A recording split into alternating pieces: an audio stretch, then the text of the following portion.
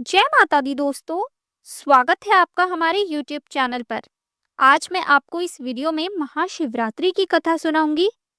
आप इस वीडियो में जानेंगे कि फाल्गुन मास के 14वें दिन किस प्रकार शिवलिंग प्रकट हुआ था।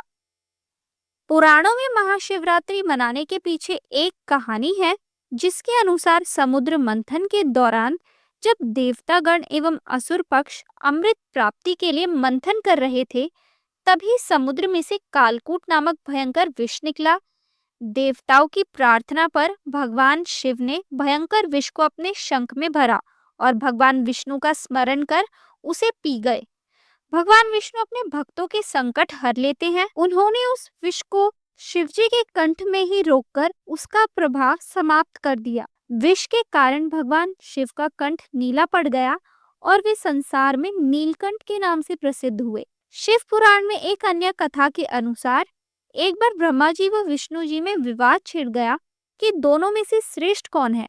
ब्रह्मा जी सृष्टि के रचयिता होने के कारण श्रेष्ठ होने का दावा कर रहे थे और भगवान विष्णु पूरी सृष्टि के पालनकर्ता के रूप में स्वयं को श्रेष्ठ कह रहे थे। तभी वहां एक विराट लिंग प्रकट हुआ। दोनों देवताओं ने सहमति से यह निश्चय किया कि जो इस लिंग के छोर का पहले पता लगाएगा उसे ही श्रेष्ठ माना जाएगा। अतः दोनों विपरीत दिशा में शिवलिंग का छोर ढूंढने निकले। छोर न मिलने के कारण विष्णु जी लौट आए। ब्रह्मा जी भी सफल नहीं हुए, परंतु उन्होंने आकर विष्णु जी से कहा कि वे छोर तक पहुंच गए थे और उन्होंने केतकी के फूल को इस बात का साक्षी बताया। ब्रह्मा जी के असत्य कहने पर स्वयं शिव वहां प्रकट हुए और उन्होंने ब्रह्मा जी का एक सिर काट दिया और केतकी के फूल को श्राप दिया कि शिवजी की पूजा में कभी भी केतकी के फूलों का इस्तेमाल नहीं होगा।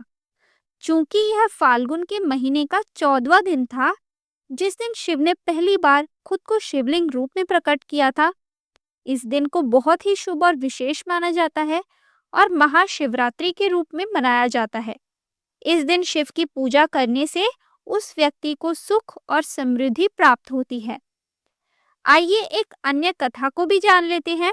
एक पौराणिक कथा के अनुसार एक आदमी जो शिव का परम भक्त था, वह एक बार लकड़ियां काटने के लिए जंगल में गया और खो गया। बहुत रात हो चुकी थी, इसीलिए उसे घर जाने का रास्ता नहीं मिल रहा था।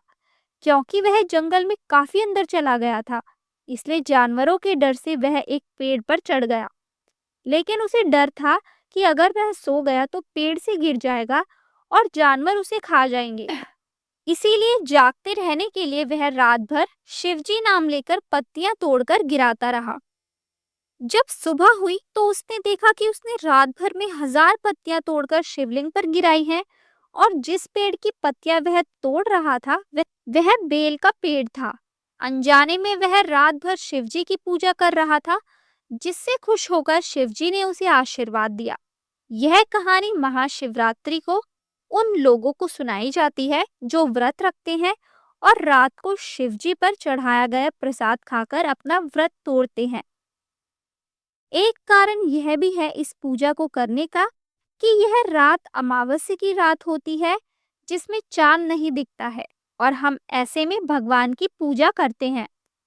महाशिवरात्रि के तुरंत बाद पेड़ फूलों से भर जाते हैं, जैसे सर्दियों के बाद होता है। पूरी धरती फिर से उपजाऊ हो जाती है। यही कारण है कि पूरे भारत में शिवलिंग को उत्पत्ति का प्रतीक माना जाता है। भारत के हर कोने में शिवरात्रि को अलग अलग तरीके से मनाया जाता है। तो दोस्तों, ये थी शिवरात्रि की कथा, यानी कि शिवलिंग के उत्पत्ति की कथा। आपको यह कथा कैसी लगी हमें कमेंट करके जरूर बताएं। हमारी आने वाली सभी वीडियोस को देखने के लिए हमारे चैनल को सब्सक्राइब करें और शेयर करना ना भूलें।